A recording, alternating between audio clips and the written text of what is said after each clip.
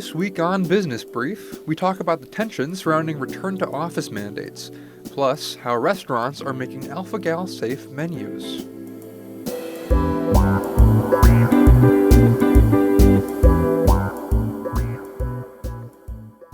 Welcome to Business Brief, Missouri Business Alert's podcast focused on the business news and issues shaping the state. My name is Noah Grabianski, and I am joined by my co-host, Riley Hindle. Riley, how are you doing this week? Very busy, but good overall. This is technically my finals week, and I had a couple breaking news stories as well that I had to report on, but we'll get more to that later. Oh, yeah. Breaking stories are always exciting and equally hectic. I'm lucky that I have no finals next week, but I do have some final projects that I have not started any of. So hopefully by our next episode, next time you hear from us, I'll be done with all that. Hopefully. Why don't we get to the headlines then? Yes, we should.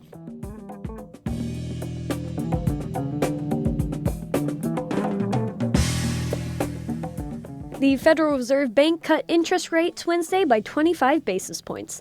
That brings the rate to a range between 3.5% and 3.75%. It is the third time the central bank has cut interest rates this year, but officials signaled it might be the last cut for the next couple of months. Federal Reserve Chair Jerome Powell said he was optimistic about the economy's growth next year, despite a weak job market and the potential for inflation to rise. Farmers are set to get $12 billion in one-time payments, the Trump administration announced Monday. The payments will primarily target row crop farmers that have been hurt by tariffs and experienced a handful of tough years for the crops. While many Missouri farmers said they appreciated the aid, they also indicated it doesn't fix the root problem of tariffs. China, the largest buyer of U.S. agricultural products, temporarily boycotted U.S. soybeans this year in retaliation, hurting demand for Missouri's most valuable agricultural product. The U.S. Department of Education announced a proposal Tuesday that would eliminate the Saving on a Valuable Education, or SAVE, student loan repayment plan. If a Missouri federal court approves the agreement, the department would not enroll any new borrowers for SAVE plans, and it would place current borrowers into other legally compliant repayment plans. Advocates for student borrowers voiced concerns that doing so would place an extra financial burden on students already struggling to keep up with the cost of living. Missourians will no longer be able to use food stamps to purchase some sugary junk foods in 2026. The U.S. Department of Agriculture approved the state's request to prohibit the use of Supplemental Nutrition Assistance Program benefits for any product that contains 50% or less natural fruit or vegetable juice. The changes will take effect in October of 2026.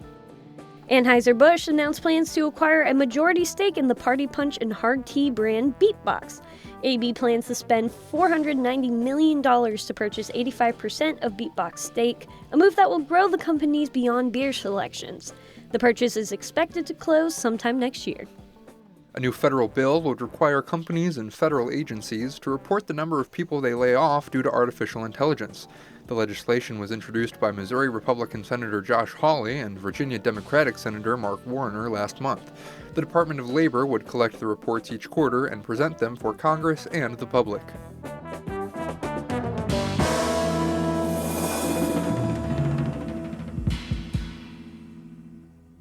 Our next story looks at how the conversation around remote work in Missouri is shifting, and why some employers are pulling back some measures introduced during the pandemic. And this isn't just in one industry, right? Oh, definitely not. From state government to corporate offices, more employers are asking people to work in person, even though the data shows flexible work has had positive effects on the workforce in the last few years.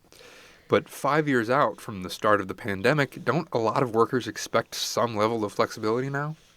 They do. And that tension between what employees want and what employers are demanding is at the center of this story. Top performers often place the highest value on autonomy, which raises questions about whether strict mandates could cost companies their best talent. NBA reporter Bella Zielinski has that story.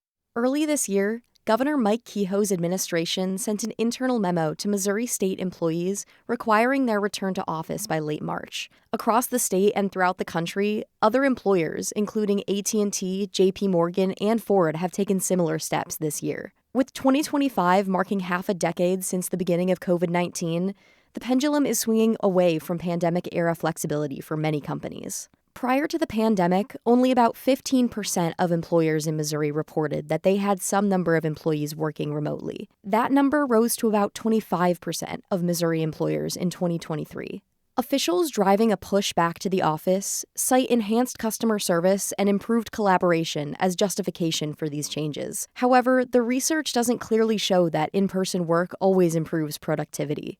Kansas City-based tax prep company H&R Block even reversed its 2021 in-office mandate after receiving backlash from employees that indicated enjoyment of hybrid workspaces on annual company surveys. For many fields, the pandemic brought into the mainstream the novel concept of consistent options and even requirements to work from home.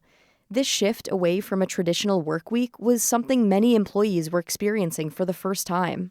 During the pandemic, employees got a taste of a kind of extreme flexibility and autonomy and freedom in how they work, and employers lost a lot of control. That was Daniel Goring, an organizational behavior and human resources researcher at Missouri State University. He says the tension between employers and employees vying for more control over their work has fueled some of these return-to-office mandates. Research like Goring's shows that often the top-performing employees are the ones who value a more flexible schedule. What is happening is the employees who want control the most, who are also the ones who perform really well, are your top employees, they're the ones who are going to have options, and they're going to exercise those options and find jobs elsewhere. These employees, Goring says, prioritize positions where they feel like their independence is taken seriously, and a company takes a risk of losing top performers when it instates stricter rules. Michael Montaigne, an assistant management professor at North Central College in Illinois, says the culture at some successful companies is based on something called the ideal worker norm. That's the potentially toxic expectation that employees will always be committed to their work over any other non-work responsibilities. Any organization that kind of considers themselves a high-pressure, high-performance company, a lot of times their organizational culture is built on this ideal worker norm. When company culture is tied to the ideal worker norm, the expectation to be fully present in the office may be seen as integral to keeping up this culture. This ideal worker is far from representative of all types of workforce participants. Mothers, in particular, greatly benefit from more flexible working hours, something often seen as conflicting with these idealized expectations. According to a study from the McKinsey Global Institute, 58% of women prefer remote work arrangements compared to 51% of men. Wendy Doyle is the CEO and founder of United We, a Kansas City-based nonprofit focusing on advancing women's economic leadership. She says the burden of childcare is often enough to disrupt a woman's ability to sustain her career while balancing those demands of family responsibilities. We found that women in Missouri are more than 3 times likely to drop out of the workforce, especially during the pandemic due to childcare challenges. Despite growing pushes for in-office work, some childcare providers like schools and daycares have shifted their new normal too. Shortened hours, additional days off, or more virtual workdays all require a parent to modify their schedule to accommodate for these changes.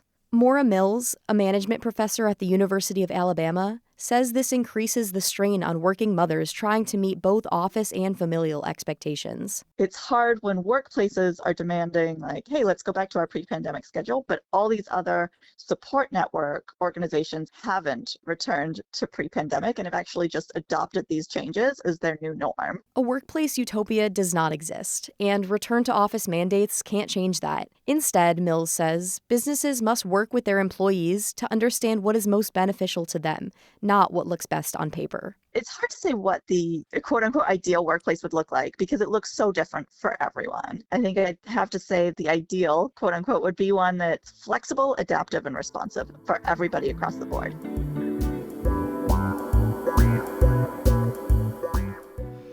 So, Riley, do you remember a few weeks ago when we talked about an illness called alpha-gal?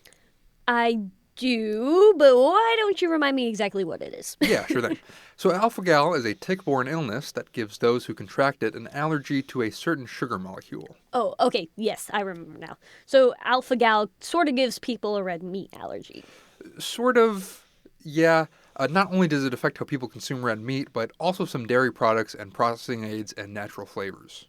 And with alpha-gal cases on the rise in Missouri, that must be affecting how those with the disease eat at restaurants, right? Exactly. And that's what Rebecca Smith from our partner newsroom, KBIA, has been looking into recently. She spoke with restaurant owners and employees that are working on implementing alpha-gal safe items into their menus. Here's that story. Thomas Orr walks toward the back of the kitchen at Colton's Steakhouse, his restaurant in Springfield. That's the oat milk there. This small prep area and countertop double fryer might not look like much, but for those with alpha-gal syndrome, a tick-borne allergy to mammalian products such as red meat and dairy, it's providing a taste of normalcy. You know, restaurants are supposed to provide a service for their guests. You know, we're supposed to bend over backwards. We're supposed to make things work. Orr says he first heard about alpha-gal when his now 16-year-old daughter was diagnosed 2 years ago. But he says customers quickly told him just how common the allergy is and how many families were looking for an alpha-gal safe restaurant to eat at. So this past summer, he launched an alternative, alpha-gal specific menu. We've got, you know, you can get chicken tenders, you can get chicken fried chicken. We've got some appetizers that we can get, like fried pickles is a really popular one. Orr says these fried foods are now made with an oat milk bath, alpha-gal friendly breading, and fresh oil. Other foods, such as baked salmon, are wrapped numerous times in foil to both preserve moisture and to prevent contact with alpha-gal containing foods. It's not a downgraded product. It tastes very similar, if not the same. Orr says the kitchen now gets numerous alpha-gal orders every day, more than 400 since launching in July. Craig Fontenot is the Chief of Staff and Mission Integration at Food Allergy Research and Education, or FARE, a national nonprofit that studies and advocates for the allergy community. He says in the United States there are 33 million people with severe food allergies who have to carry EpiPens, and about 1 in 4 Americans live in households affected by the top 9 allergens in the country, which does not currently include alpha-gal. These people, Fontenot says, are dedicated and loyal customers when they find restaurants or food companies that take their allergies seriously. It's a real consumer opportunity that most businesses don't realize. But for the businesses that do see this consumer group, are being rewarded with a high degree of loyalty from this unfortunately large and growing consumer group. Research from FARE shows that this community spends an estimated $19 million each year on safe, allergen-free food experiences and products. Back in southern Missouri, other restaurants are making changes as well. Chris Galloway, or Papo as he's better known, owns a chain of about a dozen pizza shops throughout the region. His restaurants are all alpha-gal friendly, offering turkey pepperoni and dairy-free cheese, but this wasn't an addition to his business model. Alpha-gal was baked in from the beginning. You see, Galloway was diagnosed with what's now known as alpha-gal 38 years ago. In those days, allergies were very uncommon. So this goes back into the mid-'80s, late 80s. He says those with alpha-gal syndrome shouldn't apologize for noting their food needs, and he recommends that they advocate for themselves and find restaurants that take allergies seriously. Because it's scary, because they're used to eating and not worrying about what they eat, and all of a sudden now they're going to eat something that might put them 6 feet under.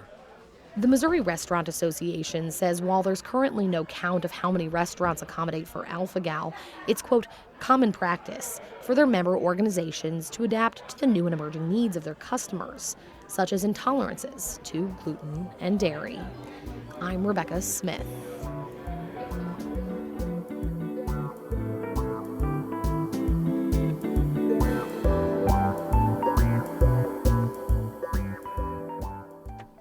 And now it's time for us to get into our words of the week. Riley, what is your word this week? My word is one people are probably familiar with. It is initial public offering. IPO for short. That's the big moment when companies debut on public stock markets. And it's also on the crosswords all the time. So why are we talking about IPOs this week? Well, EquipmentShare, a Columbia-based construction and software company, filed for an IPO on Tuesday. It would trade under the ticker EQPT on the NASDAQ stock market. And this is a pretty big move, so what does it mean for the company? Well, it signals that it's ready for large-scale growth. A letter that was included in the filing by EquipmentShare's co-founders, which are the brothers Willie and Jabek Schlacks, said an IPO provides a path to expand the company's retail locations, increase adoption of the company's technology, and capitalize on project opportunities. Okay, so what comes next for EquipmentShare after this filing? They'll have to get that paperwork approved and set a stock price, but it's not exactly clear on when that might be. But that's all I've got this week. What's your word, Noah? My word is Netflix. Oh boy. What's the streaming service up to this time? Canceling another of my favorite shows? Not this time, luckily, I guess. Netflix announced an $83 billion offer to buy Warner Brothers' streaming service and studios last Friday. That offer was then countered by Paramount this week with a $108 billion hostile takeover offer that includes Warner Brothers' cable services. Oh boy. So what would that mean for consumers then? In most cases, consolidation tends to lead to higher prices, so that's something to watch for if either of these deals go through. Plus, Netflix CEO Ted Sarandos has called the movie theater model quote-unquote outdated. So there's concern that the streamer buying Warner Brothers could be detrimental for the movie theater industry. And aren't there a couple major movie theater companies based locally? Oh yeah, AMC Theaters and B&B Theaters are both headquartered in the Kansas City area. So I guess we'll have to grab our popcorn and watch how this all plays out then. Yes, popcorn and a variety of other snacks. And now it's time for our closing thought. For our closing thought, here's University of Alabama management professor Maura Mills on the possibility of flexible work measures still remaining somewhat intact. Organizations are running out of excuses to be able to force people back into the office, right? The work can be done anywhere. Sure, there are little blips here or there, but in general, I think we're increasing flexibility because that's what the market demands. Well, that is all for this week. The M33 Project provided the music for this episode. For my co-host Riley Hindle and editors Trevor Grandin, Kelly DeRook, and Michael Stacy, I'm Noah Grabianski, and this has been Business Brief. Thank you for listening, and we'll talk to you next week.